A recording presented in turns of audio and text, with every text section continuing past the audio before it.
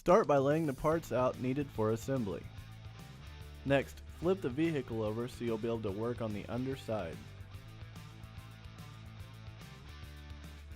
For the front wheels, first install a washer, then the wheel, followed by an outside washer, then the supplied nylon lock nut. Use the included wrench to tighten and repeat on both sides.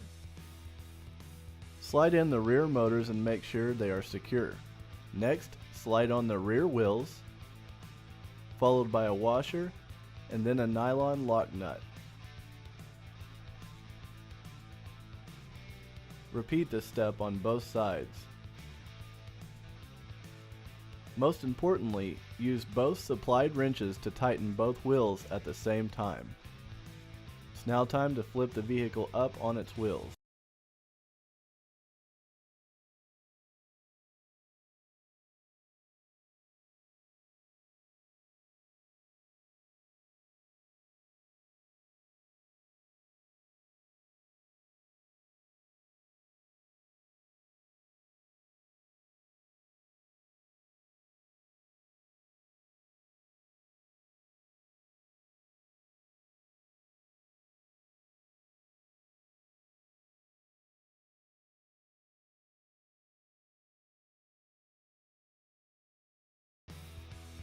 Snap in the lower plate assembly which holds the seat in. Find the supplied charging port and snap it into place. You'll need to install the 6 Phillips screws, as you can see here on one side. It's now time to install the light bar assembly. Start by sliding the wire down into the body and snap the light bar assembly into place. Next, you'll need to pass the wire through the body and connect it to the connector you'll find under the seat.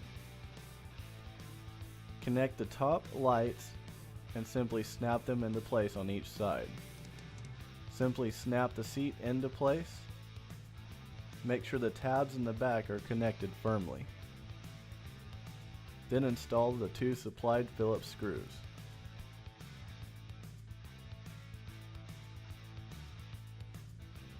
Now plug in the steering wheel connector and then simply tuck the connector into the steering wheel. This way it doesn't bind up when it's installed. Slide the steering wheel into place and tap it in. It'll simply snap into place. Now install the windshield by simply snapping it into place.